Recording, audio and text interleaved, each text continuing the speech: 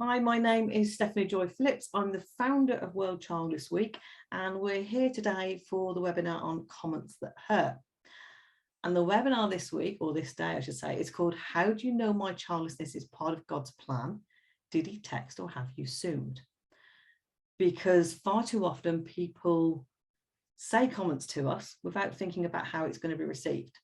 They might believe wholeheartedly in what they're saying. They might believe what they're saying is supportive to you. They might not care if it's supportive to you. They might think they know how you're feeling, your reaction will be that day, or they might not. There's a lot of reasons why the comments can hurt and upset us. Going into my personal history of religion, I was born, christened Church of England. I'm not a practicing going to church or anything like that. If anything, I'm spiritual more than anything else these days. Very relaxed, very willing to listen to other people in religion, as long as people don't preach. That's where I find I have a problem. Give me your opinions, but don't preach at me, talk to me. But I'd like to go around the room and ask everybody else as well to share a little bit of their sort of religious history and where they stand nowadays as well. Palo, can we start with you, please? Yes, that's absolutely fine. Okay, so my name is Palo Barker, and you've probably guessed that I'm a mix there anyway. I was born a Sikh. I'm married to a lapsed Methodist. Well, we haven't been left Methodist for probably 50 to 60 years. So I've not been baptized, but I have been brought up in a very traditional environment and very patriarchal, very much the male figure makes all the decisions and the women listen and do as they're told. It's very, the culture and the religion are intertwined. It's hard to separate the two, but there's a strong ethos of service to others, treating people fairly. And one of the foundations is that there is one God, but many paths to him. So that was the background I had. You don't challenge authority and you pretty much do as you're told, which of course I didn't. I rebelled against my upbringing and I married out, and I've been married to almost 35 years. Might be 35 years, I lose track. I don't believe in religion now. I do believe in being a good person and caring for others.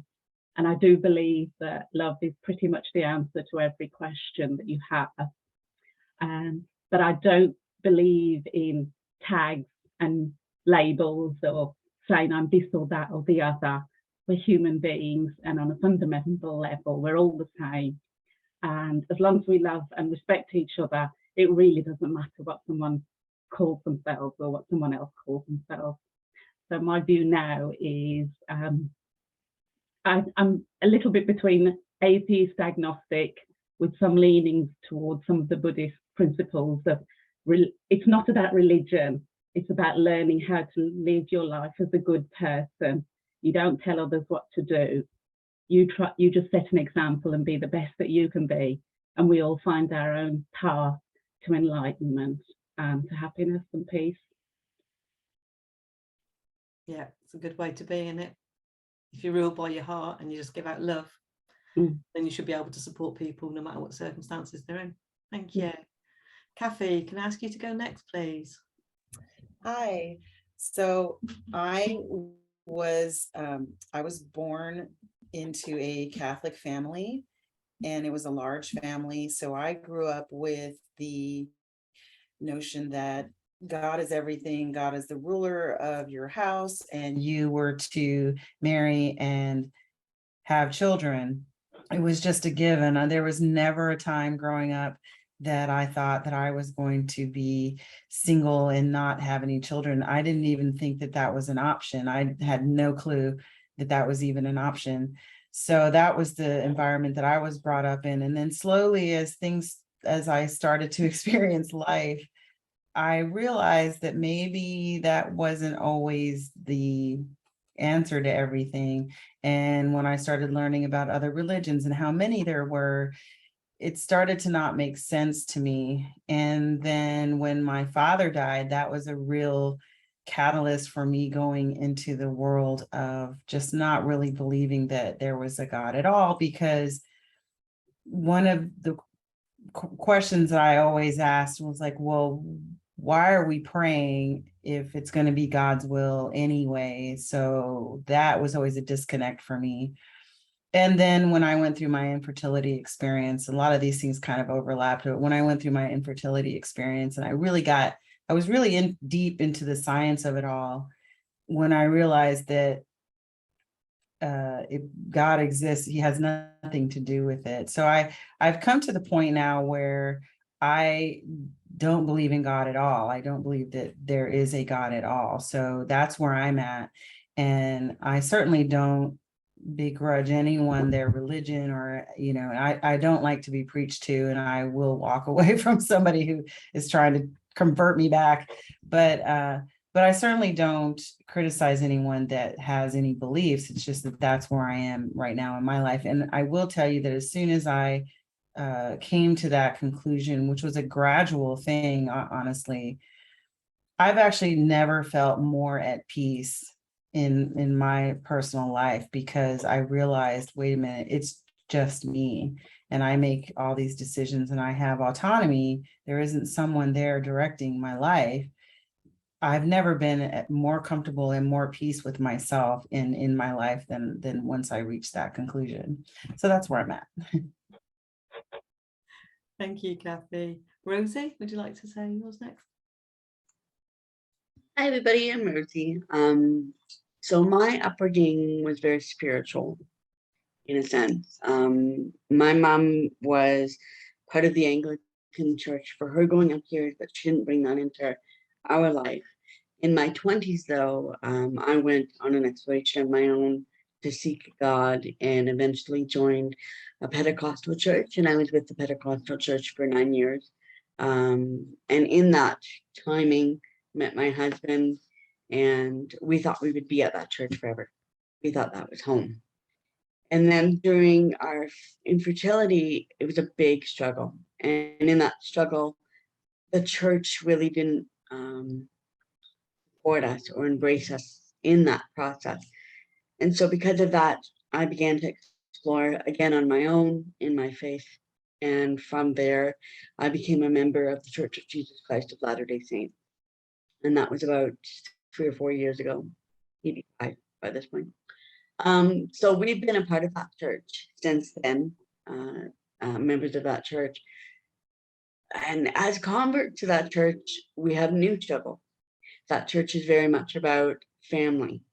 Family is forever. And it's hard to sit in church when you are the only couple, literally the only couple in that ward or that church location that has no children in our pew. And we will never have children in our pew. So it's difficult. It's difficult to make friends. It's difficult to have anything in common with women in the sort of the study groups, or what we call the Relief Society group for women.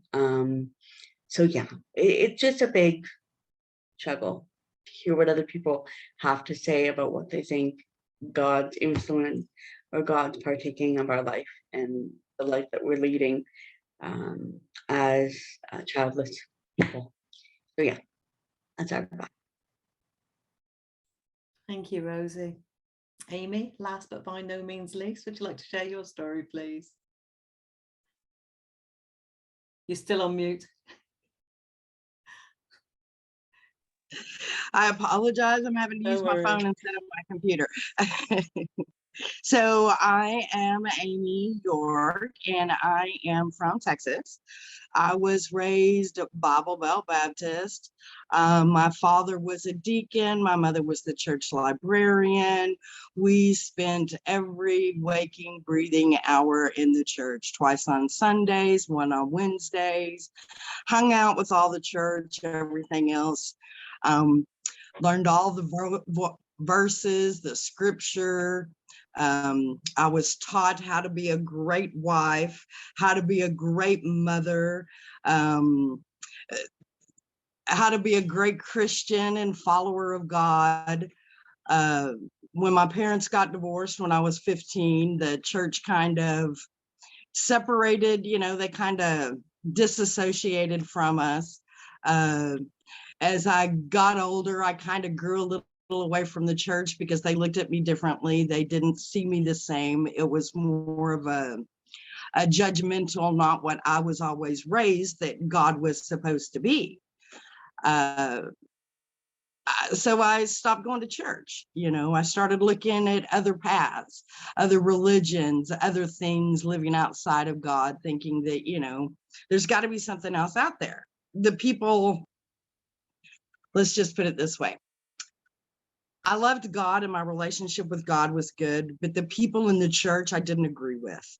They didn't treat me the way that I felt that God treated me, the way that I felt God's relationship was. I had a lot of childhood trauma in my life.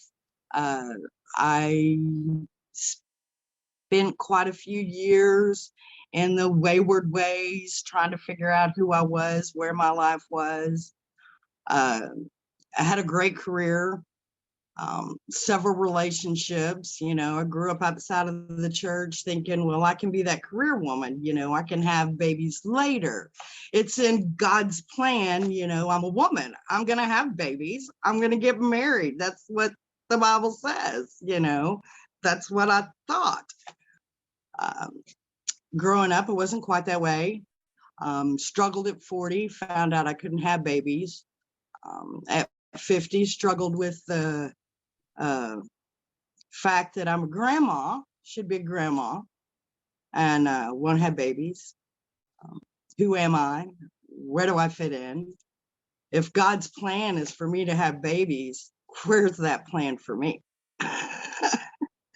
So I had to start looking at other avenues and learning to love myself and learning to be happy with myself.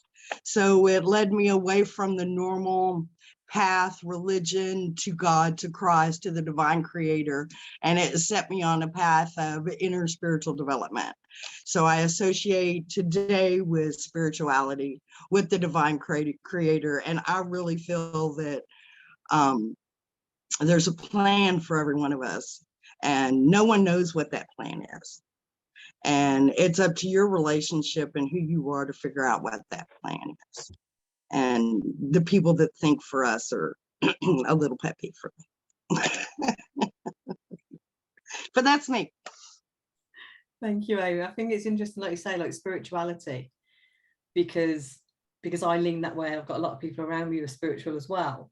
And it always is like, well, you signed up for this, you agreed to this plan, which is the same thing as it's God's plan, but just another different terminology. And it's like, okay, maybe I did, but it doesn't mean to say I want you to tell me that when I'm grieving or when I'm going through a really difficult point in my life. And would you actually say that to me if I had a toddler who had died? Would you turn around and go, oh, I'm sorry, but it's God's plan? And this is the problem. People still don't recognize our grief.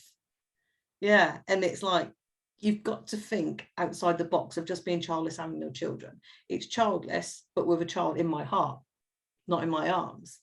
But their life, their history, their future was in my head. So it hasn't gone. It still exists there. It just never came into reality. And for somebody to just dismiss it with a comment like, oh, but you signed up for this. Okay, maybe I did, but don't bloody slap that in my face, because today I don't believe in it. Today I might believe in it, but I don't want to say it. I don't want to think about it. And I think that's where this comes in and hurts people when they do have a faith. And it's a sort of distortion and a thing on it. Rosie, you've obviously still strongly with your religion and stuff. Do you have incidents where you found it really hard to get through that? Oh, absolutely. Yeah. I'm still in the church to a point. Like we're just now going back to church, and we're trying to decide if we're going to stay in the Church of Jesus Christ of Latter-day Saints or a mainstream Christian church.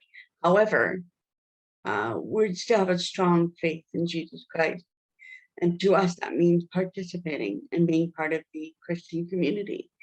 But how do you do that when everybody has an opinion about what your life should look like? And of course, they always jump on the thing, well, why don't you adopt? Well, let me sit down and have a 30, 40-minute conversation with you and tell you why we're not going to be able to go down that path. because it's not just a flippant answer to your flippant question, you know? So yeah, it's not an easy path to continue down, to have faith, but we've made that concerted effort, that conscious choice to continue down that path because we know it's right for us.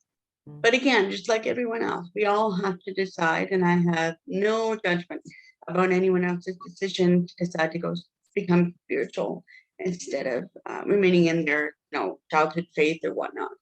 I totally understand the struggle. I really do. Yeah, I can't imagine, like you said, obviously you're still there but struggling with it, and we've all sort of got different viewpoints, and like Cathy, you've sort of given up, and Palo, you've sort of said that now you've sort of like left those things behind. You're more sort of into sort of like the love and the care and in your heart, which is where your religion is, really. Yeah, I don't believe in God. I to me it's quite simple in that if he's not human, that means he's extraterrestrial. We don't believe in aliens, so therefore he doesn't exist. So that's one simple reductive way I look at it on a very simplistic level. Yeah. But on another level, for me, the feeling that I have control of my thoughts and my feelings and my emotions means I don't turn to anybody else. I look within myself for all the answers, and I find them, and I have found them in loving and understanding myself and realizing that a lot of the pain I experienced and real anguish and misery and even degradation and humiliation and suffering that I have endured, it was all in my head, and it was all because of my expectations or beliefs.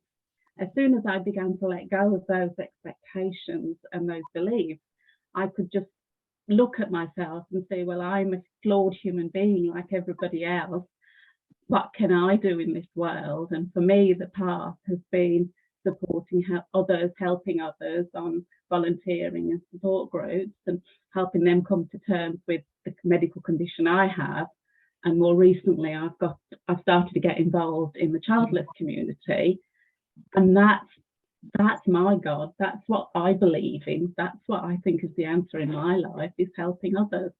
And I don't need someone to turn to or someone to believe in. I feel I found all the answers I need. I want to be the best human being I can be. And that's what I'm trying to do. I'm learning languages. I'm trying to evolve, learning to play piano. I'm just trying to be a better human being, and that's enough for me. Mm. Cathy, did you want to add something in there? Yeah, so I didn't so much like give up on God. I just decided that he's not there. Like there's no God, for example. And it's not, it wasn't something that, like I said, it was a very gradual kind of process that I went through to get to that point. And I don't see it as like a conclusion or, because I know I said that earlier, but it's just a matter of, it doesn't make logical sense to me. And so, and I know that there's that element of faith and all of that, and, but it logically, it just doesn't make sense. And so that's the conclusion, that's where I have arrived at this, atheism. My particular situation is that my best friend is, she's the exact same age as I am, and I'm 55 now. And she, at the time I was going through my very last infertility treatment, I was actually kind of agonizing at that point, like what to do, whether I was going to actually go through with it or not. And she turned up pregnant right at that time that I was agonizing over whether or not I was going to go through one more treatment or a couple more treatments. And I couldn't believe it. I was like, oh my God, we're going to be moms together. How great is this? This is, God's plan or whatever. And I just was convinced of that. And then we went through, I think, 3 more treatments and none of them worked. And now she had this kid, and I was in so much pain because she was like my last friend, very close friend. that also didn't have children. And now I was losing that one thing that I had, you know, to hang on to. And that was kind of just it for me, because I thought, there's no way, there's just no way. And I was torturing myself because I was like, why would God do this to me? Why is this happening? And I finally realized that there is no reason for it. Like, you know, we look for reasons why this has happened, or we, you know, like that everything happens for a reason. I do not believe that at all. Things just I'm a good happen, right? And once I realized that, like, the light bulb came on, like, oh, there is no reason for it. This is just life. This is just how it happens. And yeah, it's just as painful, and it's just, you know, but I can now make decisions for myself, and I don't have to turn to someone and go, please don't, you know, like, who am I? I'm begging air, basically. So that's how I look at it. And when that light bulb came on, it was so liberating to me, and I'm so much happier now.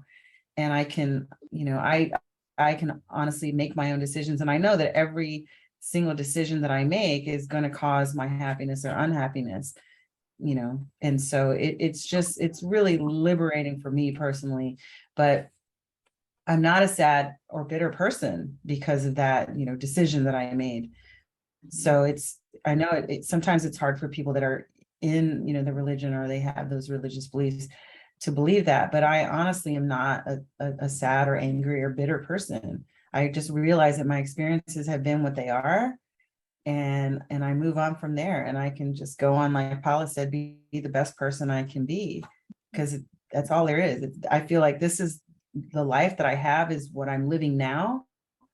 And when I'm gone, I'm gone. And this is it for me. So there's nothing I'm reaching towards or anything. This is it. And so I'm totally living the best life I can live here on earth right now, because when it's over, it's over. You know, that's what I believe. Was there something you wanted to add to that, Amy? Because I know you were sort of agreeing with several of the points. So was any incidents or something? Oh, there were several of them. A couple of them made me chuckle. Relatable for sure. Yeah. No, I think it's like we say, religion, it can be amazing for some people and really supportive. But when the religious sort of puts you, I don't like the fact that they're sort of like, you didn't pray enough. You've obviously done some sin that you've not asked forgiveness on.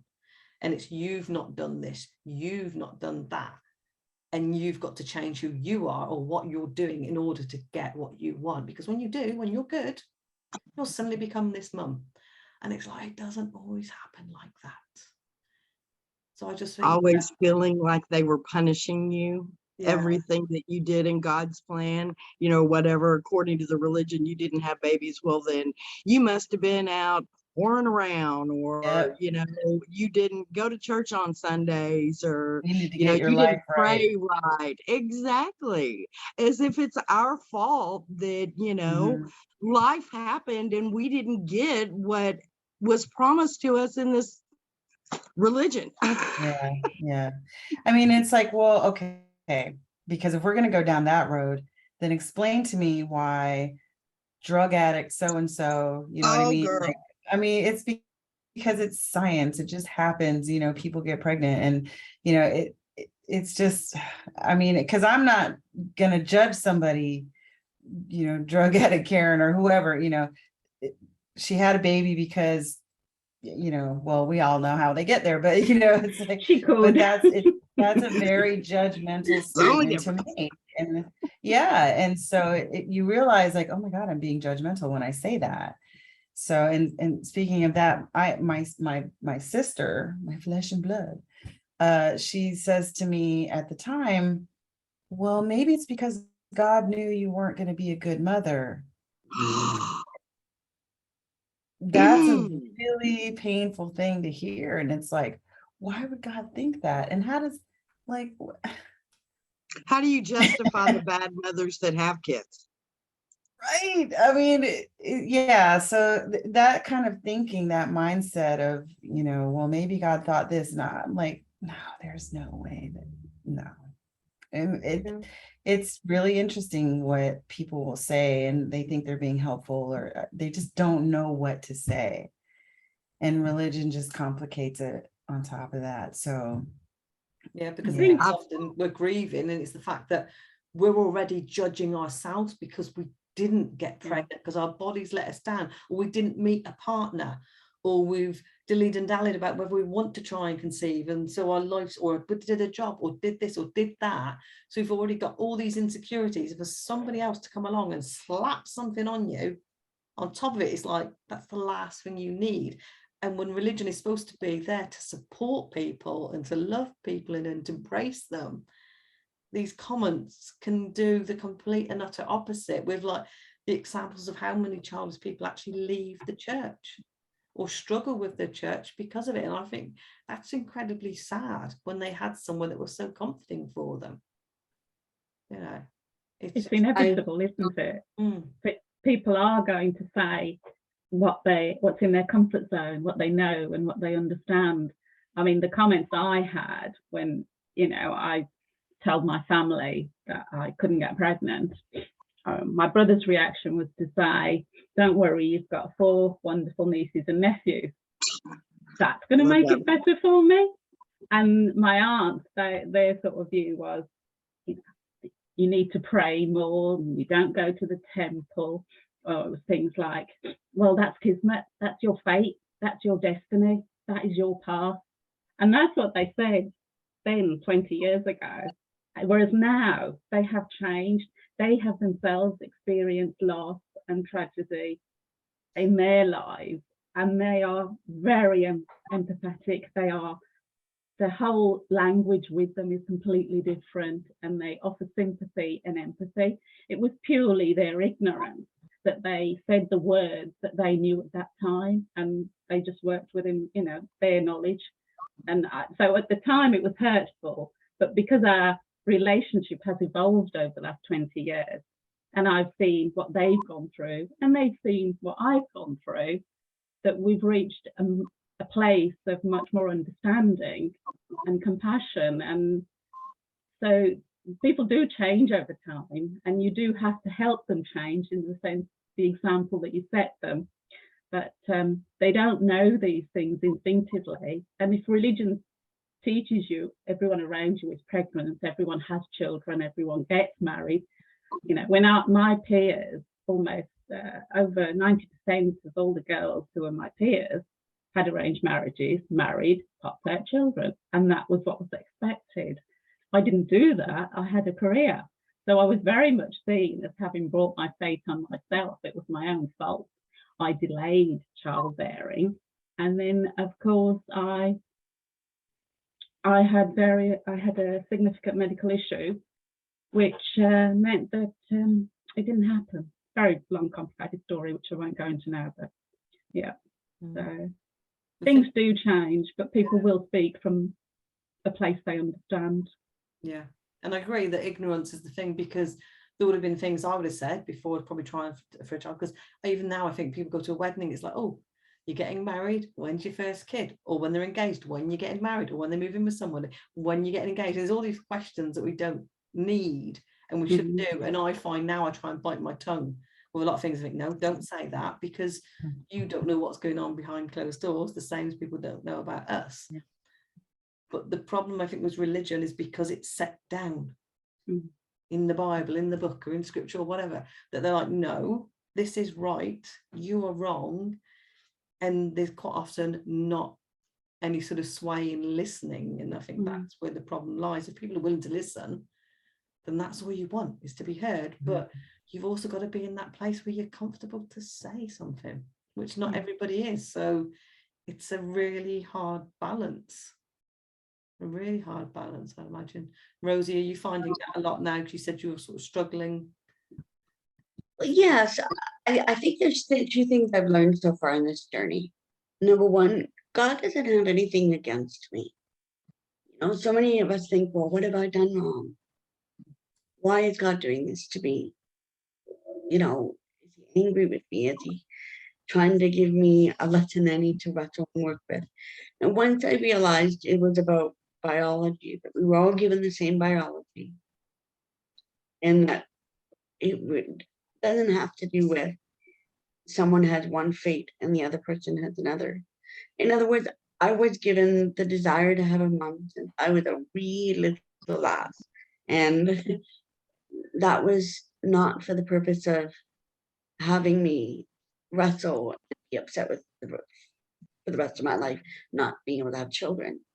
There's something else for the reasoning for that, but it's not because of God's unkindness to me. And the second thing I've learned is people just don't understand. We just got to give them more grace, because they really truly don't understand what they're saying when they say the unkind things. Yeah. And so I've learned to sort of sometimes, when it's appropriate, educate them a little bit about what to say and what not to say in a kind, compassionate way. And then there's other times I just have to learn to walk away from that conversation and know that that's what that person thinks. Oh, it's God's will. Oh, you didn't pray hard enough.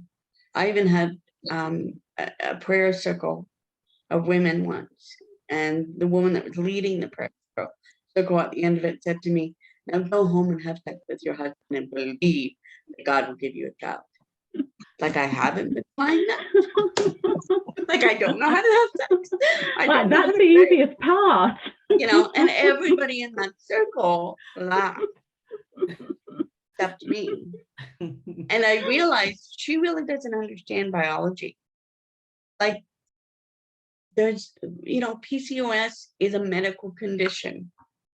And there were some other things going on too, medically, that I didn't know at the time until I found out at the end of our infertility treatment and failed. We lost 4 little babies, 4 little embryo babies, 2 sets of twins. And there was this silence from the church as a response to our lack of having children. They didn't know what to say, because everybody else in the church had children, except for us, everybody. And they just honestly don't know what to say. And so I have to give them grace for that and just say, okay, I love you guys, but I'm moving on. And so I had to move on from that church. And that's just a part of life. And again, now that we're in our second church, the Church of Latter-day Saints, we have a different difficulty. We have friends of ours that have 6 children. They have their last one now at 7 months old. So their pew is full. We love them with all of our hearts. We feel like they're extended family, but our house is empty of children, and it always will be. So where does that leave us feeling, kind of thing? And sometimes it's hard to wrestle with and to be okay with, or to come to terms with. And there are some days I still cry. And then there's other days I think, boy, howdy, I'm glad I don't have kids right now. But, it's a combination of both of those feelings. And a lot of that has to do with the day-to-day of how I see my faith, growing my faith in a different way than perhaps other people in the pews around me. It's just a different experience. And they just don't understand it. It's a tough one, isn't it? Sorry. In my case, it was male factor infertility, what they call it. And I was 29 and my husband was 40 when I married him, and he had had a vasectomy when he was 22. So when people are like, oh, you could just get those reversed. No, you can't. He went through the surgery, and then, it didn't work eventually. And, we were trying for like a year, little over a year, and then finally went to the doctor, and the doctor said, because, it was the surgery, we were told the surgery was a success. So we tried for a year, and then the doctor said, oh no, even with those numbers, so we were trying in vain, literally for a year, which really broke my heart, and so again, with the biology, it's like, and like you said, somebody was telling you, well, go and have sex on a full moon with the, with upside down, and drink a glass of water, holding your breath. So there's all this advice, right? Yeah. And but basic biology, when literally when there is no sperm, it's not going to happen. But then there's always that one person's like, well, you never know, it can be a miracle. It's like, yeah, I don't believe in miracles. Well, Sarah had her baby at 90, right? Sarah had her baby at 90. Yeah. And yeah, it just, those, to me, those are stories, they're fairy tales, and they're it's simply not true. Not my story.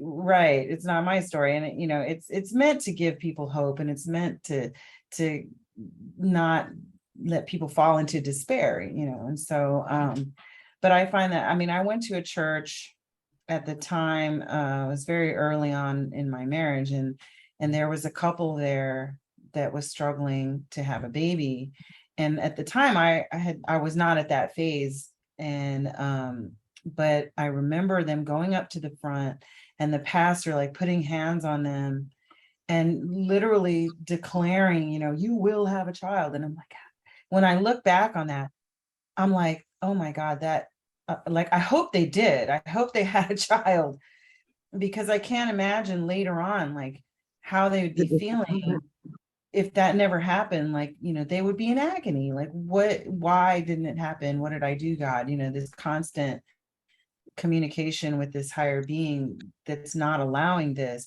That to me is abusive.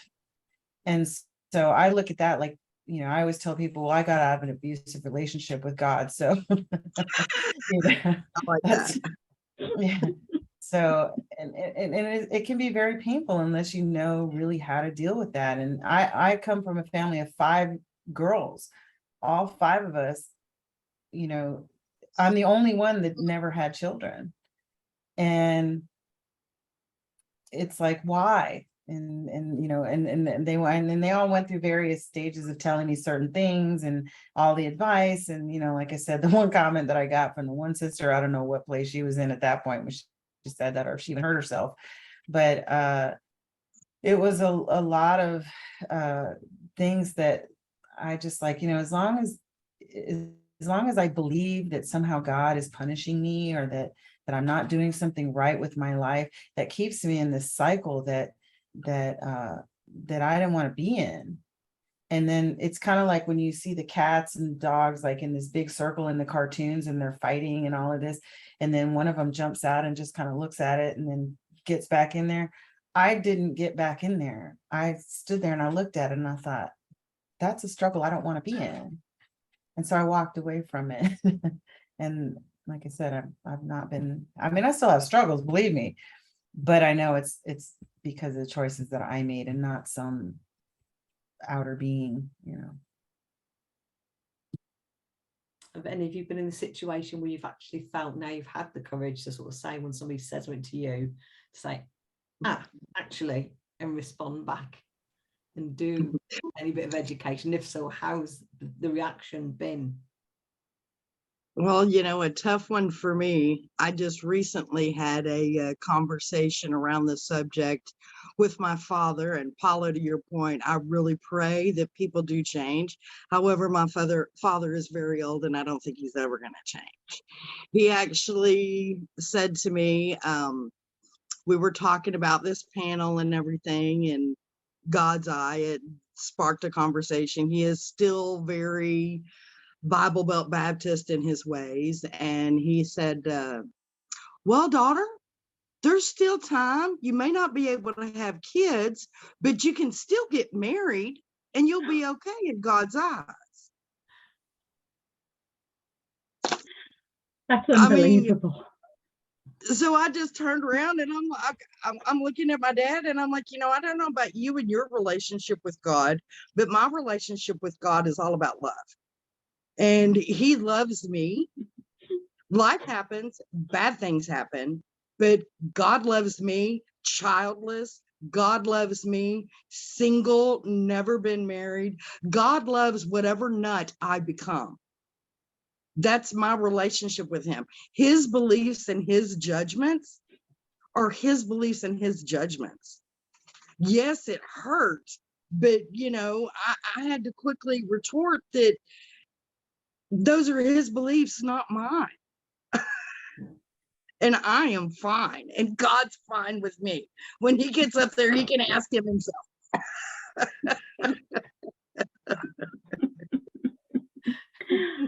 That's interesting, Amy, because I had a conversation with my father at Christmas, and we don't normally have deep conversations ever. It's not that sort of relationship, patriarchal society. You don't challenge your parents, you don't disagree with them, you don't have deep, meaningful conversations. And he brought the subject, not directly, he brought the subject up, and he said, do you know, Palo, because of your situation, you've always been left out, you've always been marginalized, you've always been excluded. I couldn't believe that he was showing and recognizing Compassion. Yeah, I was absolutely amazed. And he said, it's wrong. We should never have treated you like that. You should never have been treated like that. I just couldn't believe it. And this is what I said about people changing. And I was just blown away. I really was. I thought, my father had no education. He left school when he was 7 years old. He worked a farm in India. He brought up his children because his father died young. So he paid for the dowries and the weddings for his sisters and everything. And he has shown me more intelligence and understanding than many educated people have been able to convey. And I mean, I've always held him in high esteem because, he always has been a role model to me. And although I did rebel, and obviously there were awful ructions and things like that over the years, and many disagreements and times when I haven't spoken to my family, etc. Ultimately, I've always felt a very strong connection with him, and it always hurt me, the challenges that I had posed to him. But that's amazing. I pray my dad can do that someday. It's amazing. That must have felt so heartwarming to have had that, and I can imagine how you would feel. Do you know what I mean? After so many years to get that. Yeah. I think I'd be a balled up crying baby just hugging him. Oh my God, you see me, Daddy, you see me. We don't cry. We don't have emotions. I would so not fit into your family, Paulo. I am a big bubbling ball bag. I mean, that's a wonderful gift. Yeah, it really is. I noticed you nodded your head as well, Rosie, when we were sort of saying about trying to speak to somebody and get them to understand. Sure, I had someone, it was an online chat thing, and it was in a Christian forum, and I was sort of explaining, that we didn't have children. That question is a common question in any group that you're in, whether it's online, in person, whatnot. And I explained that we couldn't have kids, and the whole "we'll pray about it" thing happened. And I said, well, I was being very blunt. I was having a cheap moment. And I said, well, I can't, because I had a hysterectomy in February of 2019 for medical reasons. And they said, without missing a beat, this person responded saying, well, God can grow that uterus back if you ask him to. I was stunned. It's like, what do I say? He's an alien. Wow. I was so flummoxed about what to say. Wow. So I said, hallelujah, praise Jesus. Really? So I said, well, okay, you do the praying for me. Like, what else did I say? I just You do the take praying care for me. for that, will you? I knew I had to walk away from that conversation and I haven't been back to that chat room as a result. Understandable. It was too big. That's just delusional. I mean, that's just straight up delusional. Yeah, it was very odd thinking. Yeah. No. No, I'm not going to do that. I'm not going to pray for such a silly thing as that. There comes a point where logic has to come into play in your thinking, and I don't think it's going to happen. So, yeah. Some people don't have logic. It's sad. And the thing is that when they continue to ask questions, like, then you're kind of forced to start telling really personal details about your medical story and everything. And so it's like, I don't really want to be talking about this, and so it gets really personal. And there's been times where I've just been, look, my husband has no sperm, okay, there's no, and so it's like, and and it's very personal, and so it's they don't know how to I just say my but- factory's broken and let it go. I like that wording, Amy. Yeah. Well, I've had to say the same thing. My husband has low sperm count as well. That's part of our infertility stuff too. And I don't want to say that. I mean, that's not even, I feel like it's my husband's business to say that, whether he wants to or not. And I kind of have to explain both of our fertility information details in some really awkward conversation. And so from now, lately, like in the last 6 months, so I just stopped saying those, like I've just not had those conversations. And I've just said, well, it's just not in the cards for us. It's not going to happen for us. And there's reasons, period. Next end of sentence, and I just don't give the details anymore, because the more detail you give, the more questions they have. And it never seems to end that part of the conversation. Yeah. You definitely have to answer, knowing the people who are there, how they're going to react, how you feel, and everything else going on and think. And sometimes you think, okay, I can get a conversation going. Other times you just think it's not worth saying a single word. Yeah, pick your battles. You know what I mean? Yeah. Especially if they think that everything can just grow back overnight like that, then it's a walk away. Yeah. Sure. It's so permeated in society, it's like, but I mean, I get the question a lot, which sometimes I don't really know how to answer, but they will ask you, so how many children do you have? And so then you have to say, I don't have any, or, it's like, why are they assuming, is my body type? Do I look like I birth children? Is that what you're saying? You're saying I'm fat, so it's like, I've said so many different things by this point, well, yeah, I wasn't blessed with children. I love that one. Oh yeah. God blessed Like me it's a with blessing. children. Yeah, and that's the thing that makes it painful too, because children are a blessing from God. So I didn't get those blessings, right? So I'm lesser than now, and when I see people, I'm so blessed to have my children and blah blah blah. And it's like, well, I guess I wasn't. And so that's another reason why I don't believe anymore, because when you think about it, God plays favorites. Oh, God doesn't have favorites, but he blessed them and not me. So that's playing favorites to me. There's also the aspect of free will as well. It's like it gives you free will. Well, if we've got free will, does that not mean that we can have the children we want them? Because you've took that option away from me, so therefore where did free will go? Just walked off down the street. And like you say, there's so many contradicting sentences and phrases that are used by religion. And it's just, you have to pick and choose the ones that suit you and just chuck the rest of them away and ignore them, because they can be too hurtful. They can. I don't know about you ladies, but I see, just from what I can see, 5 beautifully blessed women who were blessed in other ways. We weren't, as they say, blessed with children, but oh my goodness, I just look and see 5 beautifully women that are blessing me with your presence. I just think about I just wanted to share that. No, that's beautiful of you to say that. And I think, there are blessings and there's different ones. The same as when we say about true love. There's lots of true loves through our life. We don't have to have a child to find true love. Do you know what I mean? So there's positives in our lives. It's just a case of sometimes people seem to slap them out of us when they come out with these negative comments. Just saying, okay, just let it go over my head. Talk to them if I can, or just think, okay, that's who they are, and I just don't need to associate with them going forward or whatever. So as we said, pick your battles is definitely a thing. So here's a question, because we're getting near to the end. And I think I'm going to already know your answers to this one.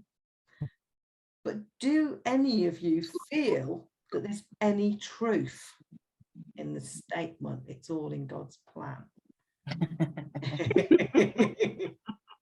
No.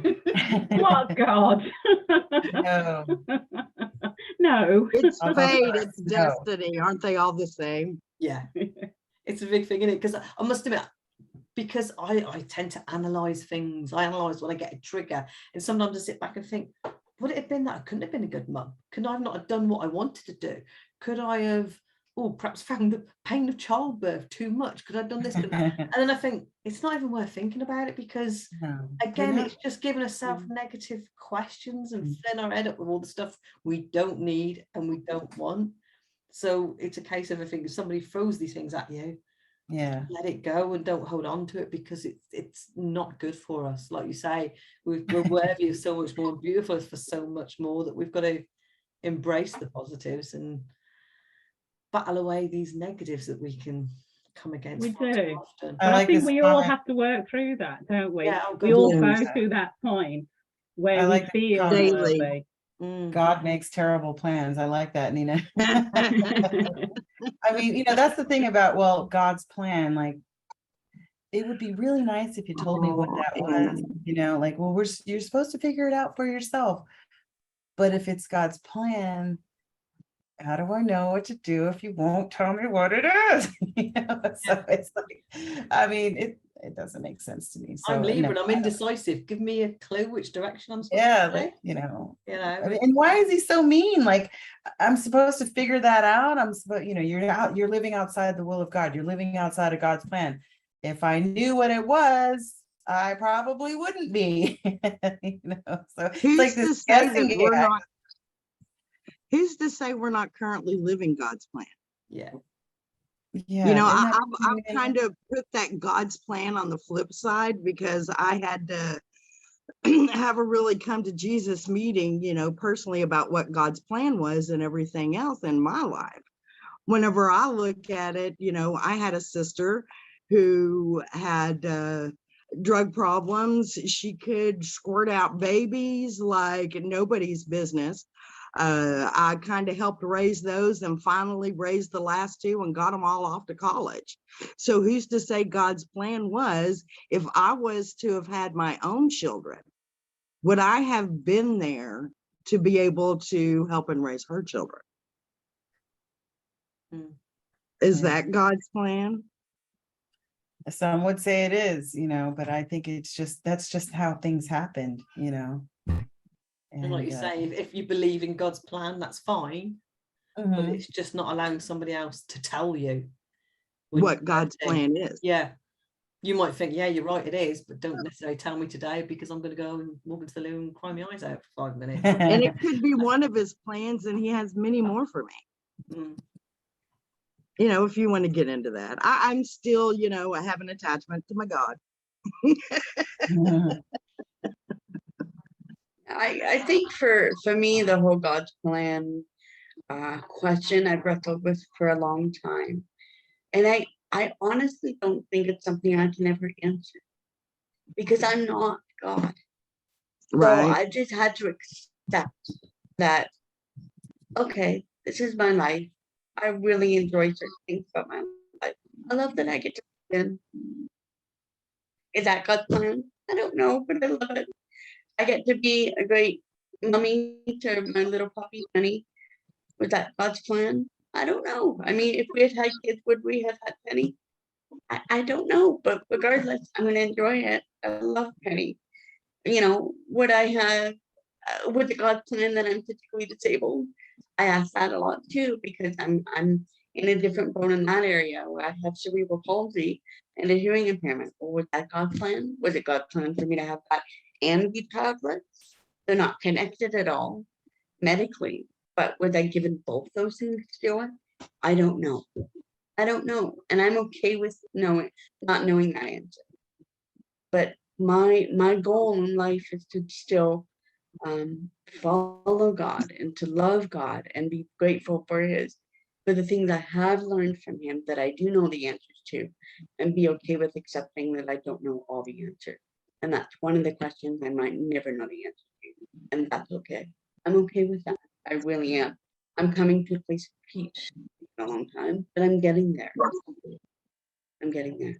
That's important, isn't it? It's you having your choice and not being dictated to. And when people talk to you, just to listen to your feelings and your emotions at the time. And that's what it's about. It's our choice to make our decisions and question our decisions or question the decisions of others. But it's give us that freedom. Don't dictate. Support, don't dictate. And that's the difference. We've got a question that has come up. That's quite an interesting one. Don't you think that childless or the childless challenge people's beliefs, and that is the reason why they're ostracized within any church, temple or mosque, etc., because we don't fit into the actual categories of where people believe? Anyone like to address that one? Absolutely. I mean, it makes people uncomfortable. They don't know what to do. And then it, there's this fear like, oh God, could that happen to me? And then, I mean, it absolutely, because it doesn't fit into the box. So there's got to be something wrong, and I think that's absolutely a big part of it. Yeah, They I don't have the agree. results. Yeah. It's very much like the traditional attitude toward illness and sickness, as it was ignored, it wasn't acknowledged. I know when I became ill, no one wanted to talk about it, and it was very much a case of, we don't talk about people being ill, we don't talk about illnesses, because strength is a virtue and weakness and illness is not. But again, that attitude has changed, and I do get far more empathy and sympathy now, but purely because of the experiences my other family members have gone through and learned that, well, actually, it's not something to fear. It happens. It's just a random happenstance. And I think we are always looking for answers and connections and explanations. And that's why a lot of misunderstandings occur, because we assume explanations where there are no explanations. And it's really more about acceptance rather than about explaining or solving or, making things right, because you can't make things right. So you have to accept that they are wrong and live with that.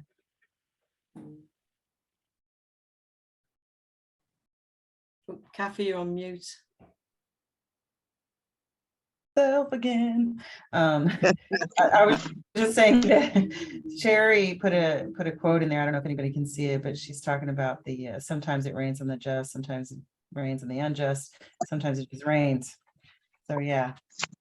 Agreed.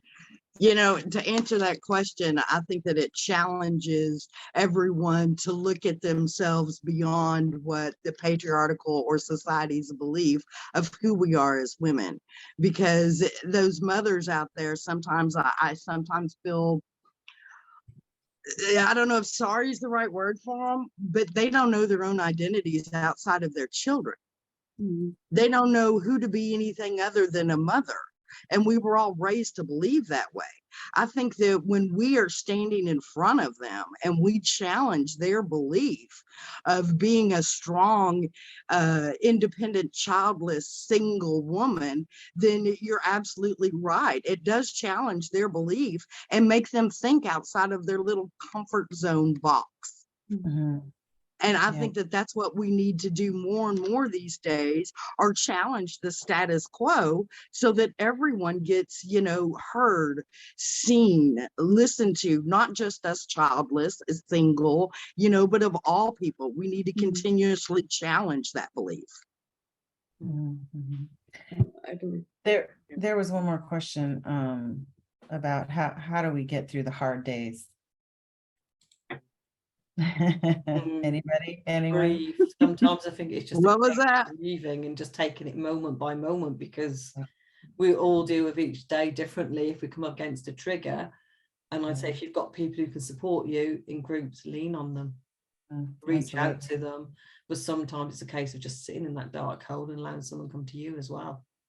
Because for me, how I get through my hard days is I get into worship, I get back into the word, I get busy.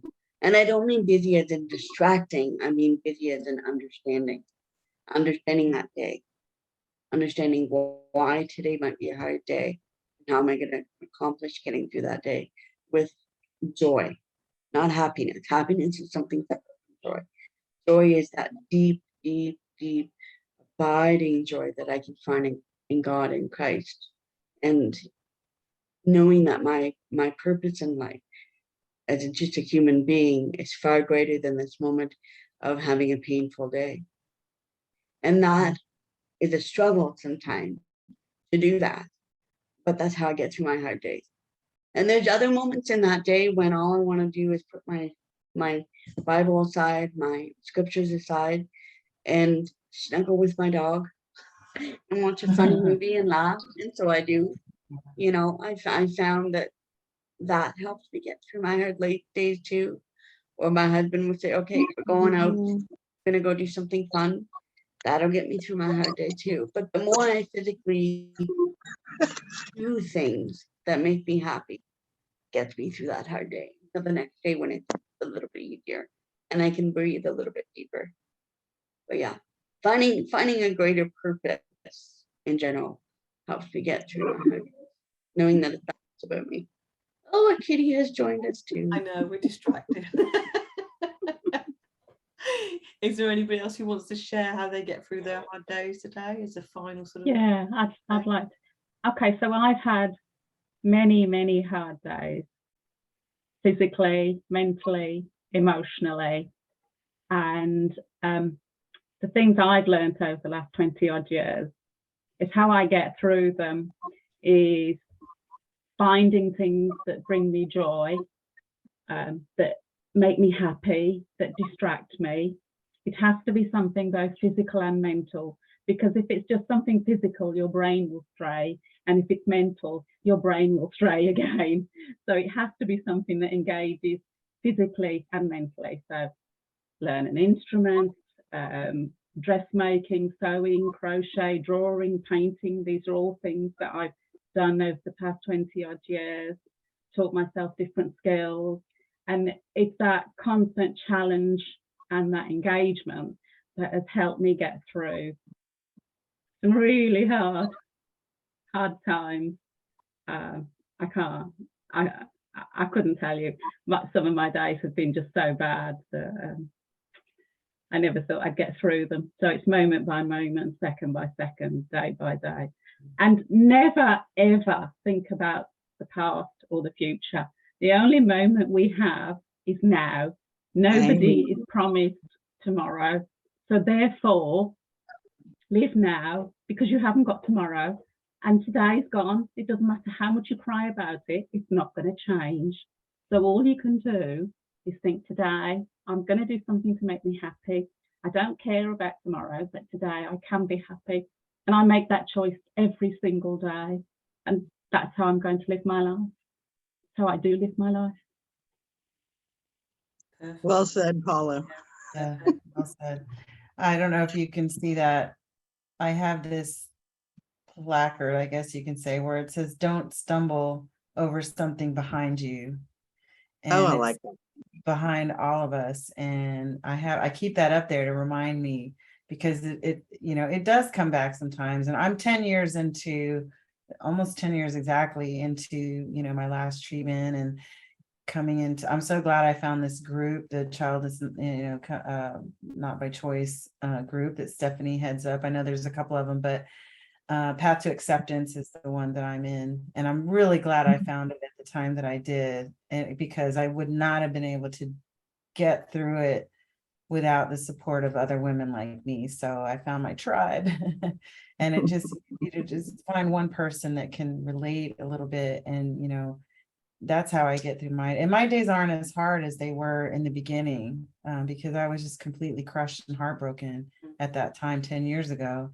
And I still get a little teary-eyed, when I see certain things or whatever, but it's a lot easier for me now. And it just is. And I still have a life to live. So I just keep moving forward.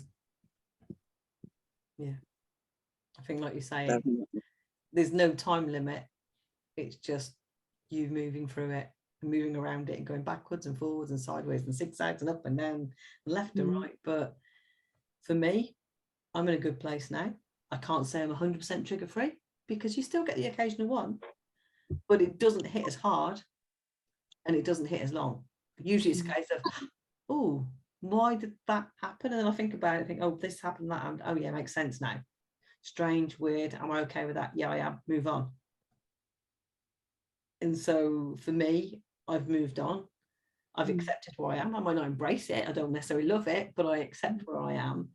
And we're all doing it slowly, bit by bit. So it's like, yes, there can be bad days. I've definitely been there. 100% I've had the bad days where I've, literally been like crashing my fingers on the keyboard to get the emotions out into support groups. But then you get the love back again and you just go, that's what I needed. Or you just need somebody going, I agree with you, I'm angry too. And you need that sometimes. You need all these different emotions, but there's different ways, like you say. It could be just going for a walk or having a bath. Like you're saying, it's just finding those few little things that can help you at that moment in time, be that people or something else. But thank you, ladies. It's been a fantastic conversation. Serious moments, lots of laughter, lots of joy, lots of love. And I really appreciate as well, Rosie, that you were here to sort of say your side of things, because you're still there very much into your religion and it's a struggle, but you're battling through it. And I think we need to recognize there are a lot of people who are struggling, but they can see the good in religion. They want to hold on to it, and I hope they can. Yes, But equally, if you're struggling, you need to come out. We want to, sort of say, do what's right for you. Yeah. But yeah. Definitely, faith is important, and some of us don't want to start faith, and it's just finding that balance to do so, or finding that strength or path to do so.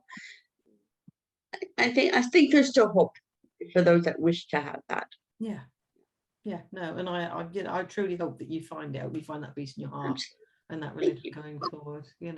And for everyone There's else. a lot of us childless out there that are standing strong in their religion and trying to bring it, an actual thing, so that it doesn't get left, so that we don't get left out of those in the religion. Yeah. And Rosie, I thank you for your. I want to make sure the talk embraced lots of different views, and I think we have with what we've covered tonight. And I think there could be more. There can always be more, but I think we've done well. And I say thank you to you all for turning up tonight. And I'm going to stop the recording shortly, but hopefully we can carry on the chat another day and at another time. So thank you ever so much, all of you. It's been Thank you for having me. Thank you. Yes, definitely. Thank you, ladies. Bye.